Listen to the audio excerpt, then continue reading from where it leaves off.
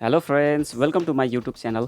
Friends, आज यो एपिसोडमा म यहाँहरूलाई यो वाइफाईको फाइबर मोडेम राउटर यसलाई अब सेकेन्डरी राउटरको रूपमा युज गर्दाखेरि के सेटिङहरू गर्नुपर्छ भन्ने कुरा यही सेरोफेरो यो भिडियोमा म देखाउने प्रयास गर्दैछु। फ्रेन्ड्स, यहाँ देख्न सकिन्छ होइन, यो फाइबर मोडेममा चाहिँ यहाँनिर अब यो फाइबर प्याचकट हाल्ने ठाउँ अब हामीलाई युज छैन होइन, हामीले यसलाई सेकेन्डरी राउटरको रूपमा युज गर्दैछौँ। यहाँ 4वटा ल्यान्ड पोर्ट पनि छ।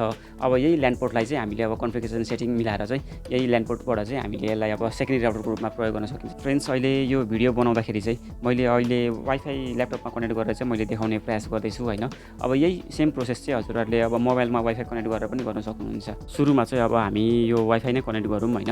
यो वाइफाईको नाम चाहिँ मैले अहिले यो IT 2.4G भनेर राखेको छ। पासवर्ड चाहिँ डिफल्ट नै छ। यो डिफल्ट पासवर्ड चाहिँ हाम्रो राउटरको पछाडि स्टिकरमा लेखेकै हुन्छ होइन। वाइफाईको नाम चाहिँ Huawei भनेर आउँछ अनि त्यसको पासवर्ड चाहिँ डिफल्ट पासवर्ड पछाडि नै दिएको हुन्छ होइन। त्यहाँबाट हामीले कनेक्ट गर्न सकिन्छ। अहिले यो कनेक्ट हुँदैछ होइन। कनेक्ट भइसकेपछि चाहिँ अब डिफल्ट गेटवे चाहिँ प्रायः सबै राउटरहरूको चाहिँ डिफल्ट गेटवे त्यहाँ दिएकै हुन्छ होइन। यदि अब दिएको छैन भने चाहिँ हामीले अब यहाँनिर यो नेटवर्क सेटिङमा गएर ल्यापटपबाट चाहिँ हेर्न सकिन्छ होइन।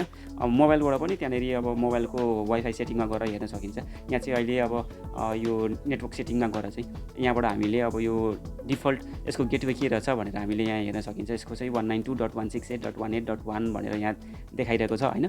अब यही अब गेटवे चाहिँ हामीले अब यो क्रोम ब्राउजरमा गएर चाहिँ अब यहाँनिर हालेर अनि यसलाई लगइन गर्ने प्रयास गर्नेछौँ साथीहरू।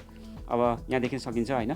अब यो लगइन आइडी पासवर्ड भनेको चाहिँ हाम्रो इटी एडमिन भनेर एडमिन पासवर्ड यो मास्टर लगइन हो होइन। अनि यो साइडमा पनि म दिनेछु होइन, एडमिन इपी भनेर छ यो यसको पासवर्ड चाहिँ। अब यो लगइन भइसकेपछि चाहिँ अब यहाँ देख्न सकिन्छ होइन, यस्तो यो पेजहरू आउँछ। अब यहाँनिर चाहिँ अब सुरुमा अब हामीले गर्नुपर्ने कुराहरू चाहिँ भन्दाखेरि चाहिँ अब यो 2G र 5G यहाँनिर सेटिङहरू देखाइदिएको हुन्छ। यो वास्तवमा चाहिँ यो हाम्रो अब 5G फाइबर मोडेम यो हुवावेको हो होइन। अब सुरुमा चाहिँ हामीले यसलाई अब यो वाइफाईको सेटिङ नाम पासवर्डहरू मिलाऊँ होइन। यहाँ देख्न सकिन्छ 2.4G र यहाँनिर पासवर्ड यसको यहाँ देखाइरहेको छ। अब यही हामीले यसमा लाउनु पर्ने हुन्छ सुरुमा चाहिँ होइन। अनि लास्टमा चाहिँ अब यो नाम र पासवर्ड राखेर अनि एप्लाई गरिदिने बस। अब यहाँनिर अब यो एडभान्समा चाहिँ यसमा चाहिँ हामीले अब यो च्यानलहरू चाहिँ डिफाइन गरेर राखेको राम्रो होइन। 1, 6 र 11मा अब हामीले कुन पनि चुज गरेर राख्न सक्छौँ होइन। यसमा चाहिँ अब हाम्रो ओभरल्यापिङ हुँदैन र स्मुथ नेटवर्क चाहिँ राम्रो चल्ने गर्दछ त्यसमा चाहिँ। अब यति गरिसकेपछि हामीले होइन अब यो 2.4 को काम भइसक्यो। अब सेम प्रोसेस चाहिँ हामीले 5G मा पनि गर्न सकिन्छ होइन।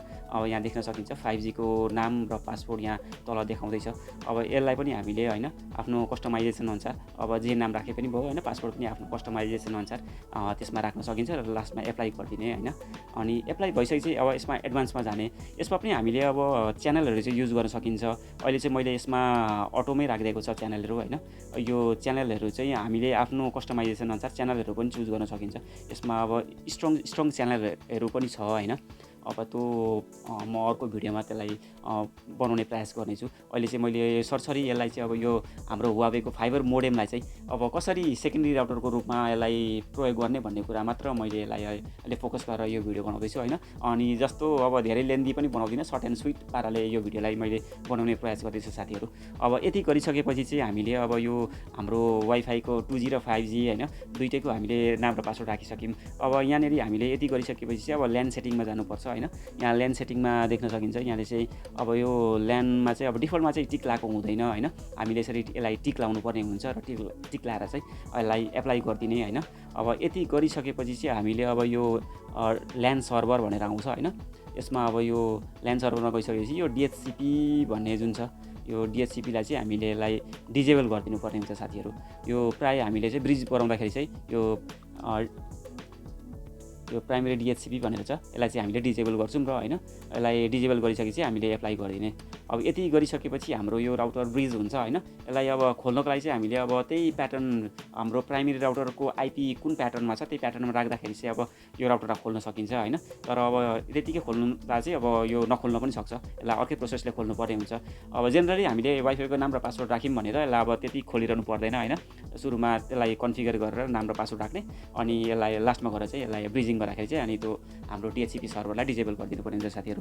फ्रेन्ड्स हामीले अब गर्नुपर्ने कुरा चाहिँ यति नै हो होइन। अब यति गरिसकेपछि चाहिँ हामीले यसलाई अब यो फाइबर मोडेमलाई अब सेकेन्डरी राउटरको रूपमा चाहिँ मजाले प्रयोग गर्न सकिन्छ साथीहरू। अब यहाँ देख्न सकिन्छ होइन, अब यतापट्टि ल्यान्ड पोर्टहरू पनि छ यतापट्टि। अब यो ल्यान्ड पोर्टमा हामीले अब जुनमा कनेक्ट गर्दा पनि हुन्छ होइन, 1 2 3 4 ल्यान्ड पोर्टहरू छ। प्रायः अब 1 र 4 मा नै कनेक्ट गर्दा अब सजिलो होइन, हामीले जुन पनि युज गर्न सक्नुहुन्छ यहाँ होइन। अब यसरी अब यो कनेक्ट गरिसकेपछि चाहिँ यहाँनिर हाम्रो अब ठ्याक्कै प्राइमेरी राउटरको त्यही रेन्जको आइपी चाहिँ यो सेकेन्डरी राउटरले पनि पाउँछ र हाम्रो अब त्यही आइपीहरू चाहिँ मोबाइल डिभाइस अब ल्यापटप जेमा कनेक्ट भएको हुन्छ त्यही आइपीहरूबाट चाहिँ हाम्रो नेटहरू पनि मजाले चल्न थाल्छ साथीहरू। यति नै हो यो भिडियोमा मैले देखाउनु खोजेको कुराहरू होइन। यति गर्दाखेरि चाहिँ हामीले अब यो Huawei को फाइबर मोडेमलाई चाहिँ अब मजाले अब सेकेन्डरी राउटरको रूपमा मजाले प्रयोग गर्न सकिन्छ साथीहरू। Thank you for watching.